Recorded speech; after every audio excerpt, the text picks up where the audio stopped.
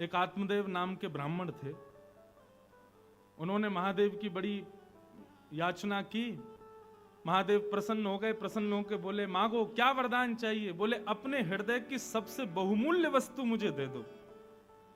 महादेव चरणों में बैठ गए। बोले, भैया कछु मांग ले। तू कहे तो कैलाश तेरे नाम कर दें, तू कहे तो गणपति को तेरे घर भेज दें, तू कहे तो कार्तिकेय को तुम्हारी सेवा में लगा दें, तुम कहो तो पार्वती जी को भी सेवा में भेज देंगे, लेकिन हमारे हृदय की बहुमूल्य वस्तु मत मांगो।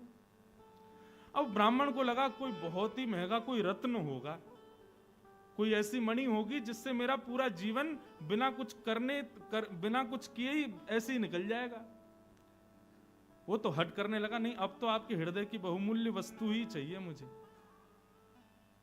तब देवादिदेव महादेव अपने हृदय के ठाकुर श्री राधा वल्लभ जी को लेकर प्रकट हो गए और उस आत्मदेव ब्राह्मण को प्रदान किया। यहां आप लोगों ने तो बजाई ताली, लेकिन राधा वल्लभ जी तो बेचारे बड़े परेशान है गए।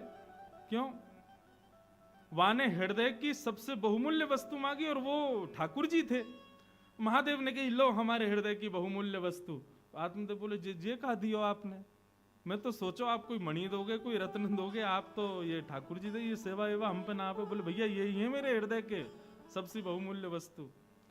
आत्मदेव जी ले तो आए, लेकिन भाव से उनको तो ये लगता है ये तो और खर्चा बढ़ गए मेरे। तब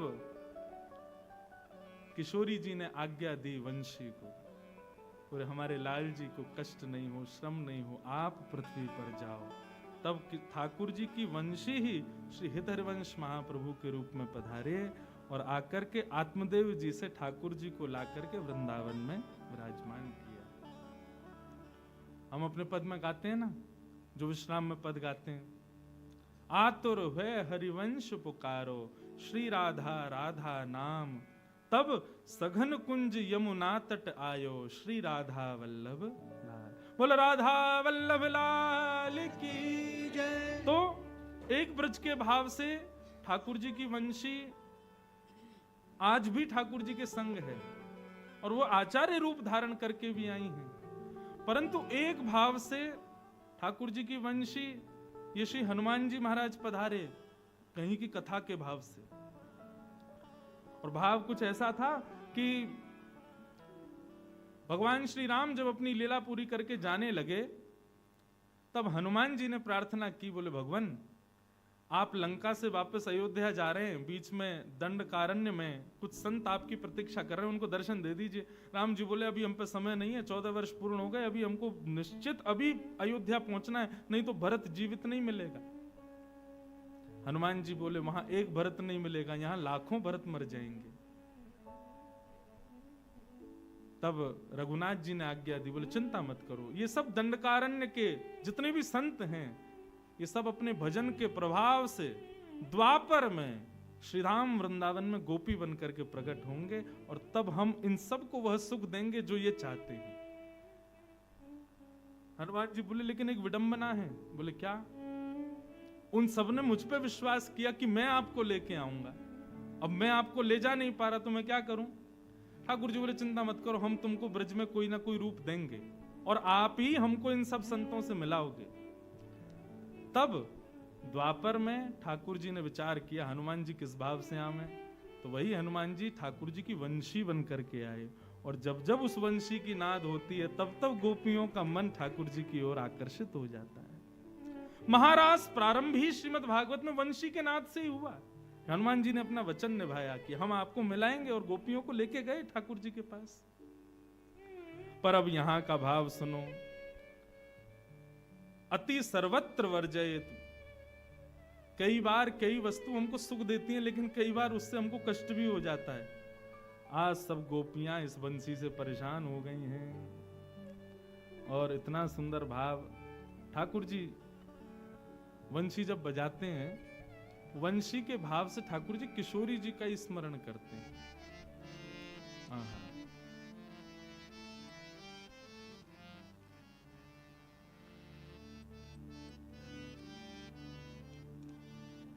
ठाकुर जी वेणुनाद जब जब करते हैं, इसका मतलब उस समय किशोरी जी को अत्यंत स्मरण कर रहे हैं। और हमारे ब्रज में गाते हैं उस भाव को। मैं तो तेरो ही गुणगान करूं वृंदावन, मैं तो तेरो ही गुणगन गाऊं वृंदावन कुंज में। तेरो ही गुणगान करूं वृंदावन में। मैं तो तेरो ही गुण गाऊं वृंदावन कुंज में। मैं तो तेरो ही गुण गाऊं वृंदावन कुंज में। मैं तो तेरो ही गुण गाऊं वृंदावन कुंज में।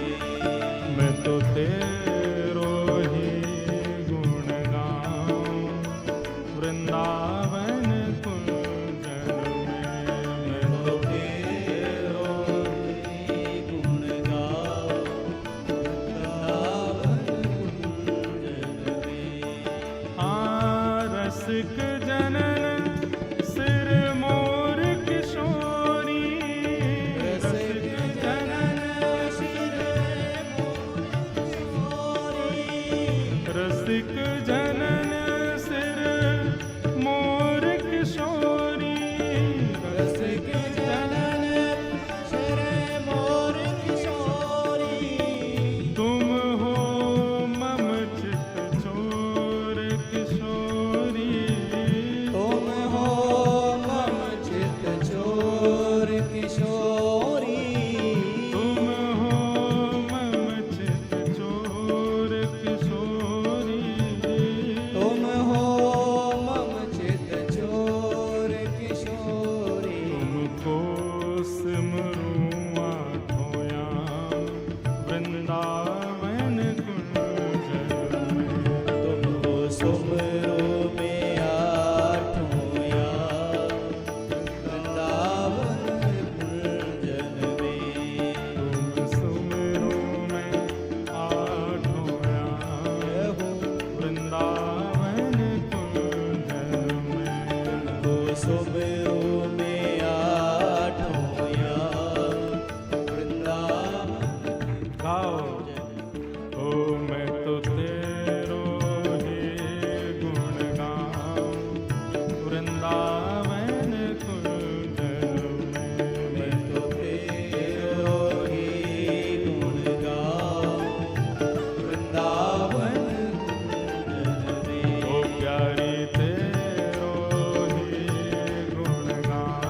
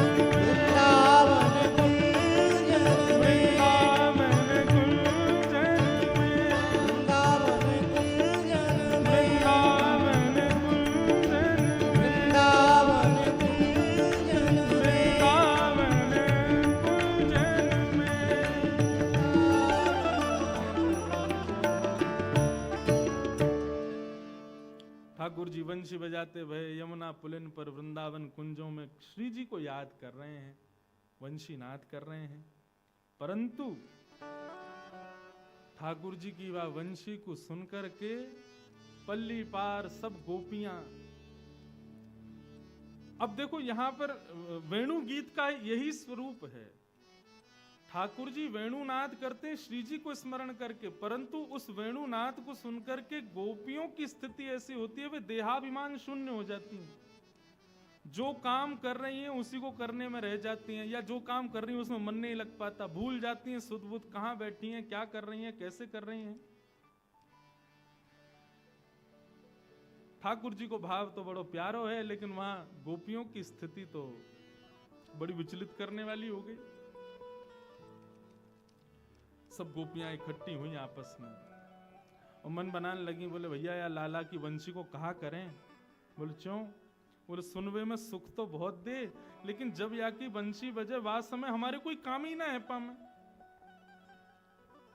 गोपियां, भागवत का एक श्लोक भी है, वहां ठाकुर जी से निवेदन करती हैं, लाला एक काम करो। बोले कहा, तुम वंशी तब मत बजाया करो जब हमारे घर में भोजन बने करे। ठाकुर जी बोले क्यों? बोले आपकी वंशी को नाद सुन के हम चैतन्य तो पिघली जामे, लेकिन हमारे जड़ जो लकड़ी जल रही है वहां में भी पानी प्रकट है जाए, वो जल ही नहीं पावे, भोजन बने ही नहीं पावे। ठाकुर जी बोले अब या को कहा निधान करें, हमें कैसे पता चले तुम्हारे घर में कब भोजन बनना है। अब पता चली दोपहर में तेरी सास से भूख लगी आई, तू बनाने लगी और वही समय हम वंशी। अब या को मतलब तो ये पूरे दिन की प्रतिबंधी कर दो हम पे कि हम वंशी नहीं बजाएं। आज सब गोपियां मन में विचार करने लगी, बोले देखो सुख अपनी जगह भैया, लोक लाज भी तो देखनी है, परिवार भी तो देखना है, और या कन्हैया के चक्कर में तो हमारा सब बर्बाद है जाएगा। एक गोपी बोली कल मैं तो खिचड़ी बना रही, और वही समय यानी वंशी की ऐसी तान छेड़ी कि नमक की जगह शक्कर डाल दी वो खिचड़ी में। सब गोपियां अपनी अपनी स्थिति कहने लगी, मन में विचार करने लगी कहा करें कहा करें। तो सब गोपी ने मन बनाया, बोले एक काम करो, लाला की बंसी चुराए लो। लाला की बंसी चुरा लेंगे तो बजा ही नहीं पावेगो, बजा नहीं पावेगो तो फिर हमारे काम धंधे हुए जाए करेंगे। और तो सुनो वहां में एक फायदा और रहेगा, जब सुनवे को मन करे ना तब दे दे करेंगे ले लाला, और फिर आगे बाद जब हमें काम करने होंगे फिर कोई गोपी भेज के फिर चुरा लेंगे। गोपियां सब ये चर्चा कर रही थी, तभी वहां से ठाकुर जी का एक सखा गुजर रहा था जिसका नाम है मधुमंगल। तो मधुमंगल तो ठाकुर जी की सीआईडी फोर्स है, वहां को काम ही यही है कि कहां क्या योजना बन रही है वो योजनाएं सुनना और जाके ठाकुर जी को बताना।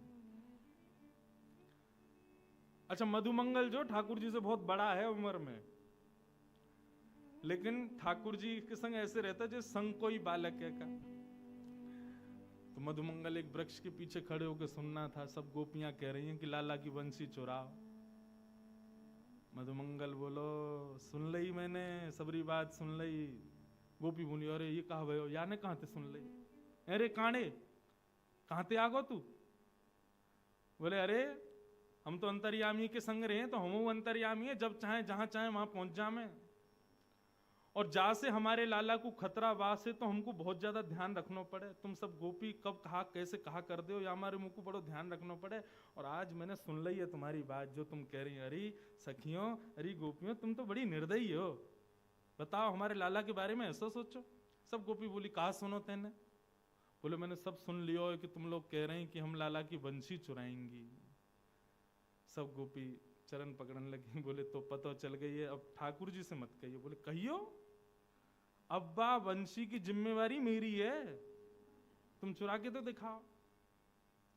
चुरानो तो दूर, तुम छू नहीं पाओगी वह वंशी को। हमारे लाला इतना प्रेम करे, तुम्हें पता है यशोदा मैया के संग ना सोवे, लेकिन वह वंशी को लिपट के सोवे, वह वंशी के बिना एक क्षण ना रहे। और तुम सब हमारे लाला के वह प्राण स्वरूप वंशी को चुरावे को योजना बना रही हो।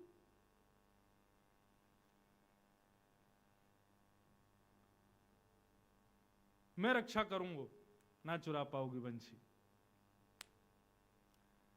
गोपी बोली मधुमंगल तू हमारी बात सुन, यदि तू हमारी बात सुनेगो तो तू भी राजी करेगो कि बंशी चुरानी चाहिए। देख हमारे घर की स्थिति का कर दी है वाह वंशी ने। जब जब बजाय वाह की वजह से जो जो घरों में हो जाता है वो सब बताने लगी गोपियां। मधुमंगल बोले मेरे पास एक उपाय है, वंशी भी ना चोरी करनी पड़ेगी और तुम्हारे काम भी आ जाएंगे। गोपी बोली कहा करनो बता दे भैया, तेरे पाम पूजे जल्दी बता। बोले एक रुई को फोआ लाओ। गोपी बोली अच्छा फिर? बाकी 2 भाग करो। बोले अच्छा फिर? बोले कानन में ठूस के 24 घंटा रहो, वंशी की ध्वनि जावेगी ना, तुम्हारे काम भी आ जाएंगे, लाला की वंशी बच जाएगी। अरे मधुमंगल कैसी बात करे, पूरे दिन कानन में रुई घुमा के घूमेंगे, डाल के घूमेंगे, कहा कहेंगे ब्रज के लोग, सब हंसी उड़ामेंगे। अरे या तो काम ना चलेगो, एक ही उपाय है, अब तो वंशी चुरानी ही पड़ेगी। मधुमंगल बोलो एक उपाय और है। गोपी बोली बता दे भैया, दूसरा उपाय बता। बोले एक लंबो कपड़ा लाओ। बोले अच्छा। वाकू मुंह ते लेके कान तक बांधो। बोले फिर? बोले फिर यमुना जी में कूद के मर जाओ, ना बचोगी तुम ना बचेगी ये बला। हाँ कूद काट के खत्म करो। ऐसो मधुमंगल। गोपी बोली अरे हम कौन ते बात कर रही हैं। मधुमंगल बोलो भैया बंशी तो नहीं चुरा पाओगे, क्योंकि वह बंशी की जिम्मेवारी अब मैं ले लूंगा। मधुमंगल लौट के गए ठाकुर जी के पास। अरे लाला कहा कर रहे हो? बोले कछु ना भैया बैठा हूं। वो लाला एक गुप्त खबर तो को देनी है। ठाकुर जी बोले कहा भयो? बोले कि ये बरसाने की गोपीन ने सबन ने योजना बनाई है तेरी बंशी चुरावे की। बोले अरे कहा बात करे? बोले और नहीं तो सांची बताओ। बोले सांची कह रहा हूं लाला, या बंशी चुरावे को दोल नहीं है सबरी। यो कहें लाला बंशी बजावे, हमारे घर में यो है जाए त्यों है जाए, हमारे घर में तो कछु ना होए। इन गोपीन के घर ही क्यों बिगड़े तेरी बंशी थे। ठाकुर जी बोले अब क्या करें? बोले अब क्या करें लाला, एक ही बात है, बंशी मुंह दे दे। मैं तू तो नेक्सो सो बालक है, तू कहां लड़ेगा इन गोपीन ते? मैंने थोड़ा बड़ा हूं, मुस्टंड हूं, एक लड़ लूंगा इन ते। ला बंशी मुंह दे, या की रक्षा मैं करूंगा। ठाकुर जी बोले देख ले, प्राणन ते प्यारी है, दे तो रहूं तो। बोले तू चिंता मत करे, ला दे मुख। ठाकुर जी ने अपनी बंशी मधुमंगल को दे दी। अब मधुमंगल ने फेंट बांधी, फेंट में बंशी लगाई और गयो पेड़ के नीचे जाकर के बैठ गयो तपस्वी बन के। बोले कहा करेगा? बोले भजन करूंगो। लाला ने बता दे काय नाम को भजन करूं? बोले राम नाम को भजन कर भैया। बोले कहा बोलना? बोले हरे राम बोलियो। मधुमंगल पहुंच गयो, हरे राम पीले राम नीले राम भजन करन लगो ठाकुर जी को। ठाकुर जी को भजन कर रहे है। इतने में ही सब गोपियां वहां से निकल रही थीं। गोपी ने देखी महाराज तपस्वी बैठो है, और सबने देख ली फेंट में बंशी बंधी है ठाकुर जी की। सब गोपी ने घेर लियो मधुमंगल। अरे आज तो भजन कर रहे हो? बोले बिल्कुल परेशान मत करियो मुझको, नाम जप कर रहा हूं मैं, भजन कर रहा हूं। बोले अरे भजन में कब ते बैठे? सवेरे ते बैठे होंगे, थक गए होंगे, न हम आपको कछु खवाए दें पिवाए दें, न आपको भूख लगी होगी। सब गोपी ने अपने अपने माखन के मटका खोल खोल के सामने धर दिए। माखन तो मतलब ठाकुर जी और ठाकुर जी सखा बा के आगे तो फिर कछु नहीं, मुंह में पानी आ गो। सब गोपी बोली आओ हम अपने हाथन से आपको पवाए दें। मधुमंगल तो आनंद देते, वो भूल गो वंशी की रक्षा करनी है, मुंह खोल के बैठ गो लाओ पवाओ। सब गोपी अपने घर घर के मक्खन ले में वाके मुंह में दें। अब जैसे ही मक्खन मुंह में जाए, नेत्र बंद करके मधुमंगल खूब आनंद में माखन को ले रहा है।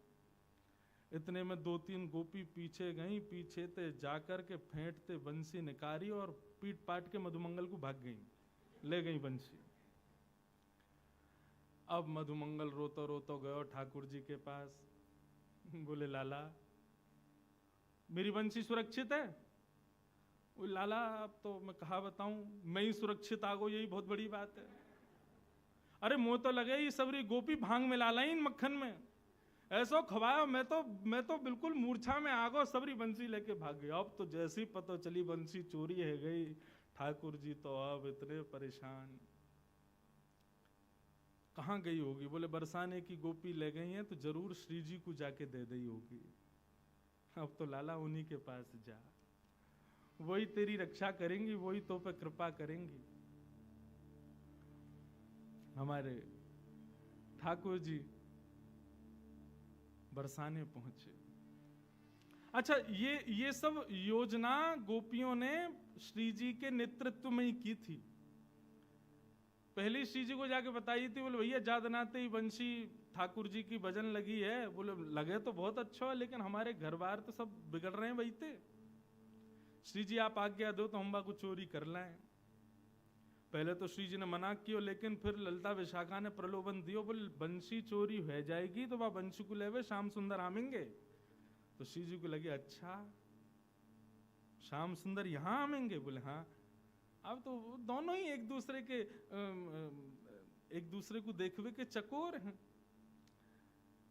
श्री जी ने भी आज्ञा दी, कर लाओ चोरी। और महाराज सब गोपी चोरी करके वह वंशी को ले गई और ले जा करके रत्न जटित सिंहासन पर बैठी श्री जी उनको प्रदान कर दे। नेक देर में ही ठाकुर जी पधारे। मोह उतरो भयो है आंखन में मोटे मोटे बिंदु। श्री जी के चरणन में जाकर के निवेदन कर रहे हैं, हे श्यामाजू मेरी मुरलिया दे दो। अब इसी को इसका एक और विस्तार स्वरूप है इस लीला का, उसको राधा न्याय कहते हैं। श्री किशोरी जी से ठाकुर जी और गोपियां दोनों कटघरे में खड़े हो जाते हैं। किशोरी जी मुख्य बीच में बैठ करके न्याय करती हैं कि कौन सही है कौन गलत। ठाकुर जी ने जाके कही कि मेरी वंशी मुंह को दे दो। किशोरी जी बोली देखो श्याम सुंदर, हमें आपकी वंशी से कोई बैर नहीं है, लेकिन इन गोपीन की बात सुनो, ये भी गलत नहीं है। सब गोपियों ने बताया, बोले जब ये बंशी बजा में हमारे घर में ऐसा ऐसा रह जाए, कोई पानी भरती रह जाए, कोई भोजन बनाती रह जाए, कोई सोती रह जाए, कोई मुस्कुराती रह जाए, कोई रोती रह जाए, ऐसी स्थिति या वंशी तो होगी तो कैसे चलेंगे काम? अब आप या को कोई निधान बताओ। ठाकुर जी बोले निधान का बताऊं, मैं वंशी पे आपको ही नाम गाऊं, मैं कोई साधारण वंशी तो बजाऊं ना।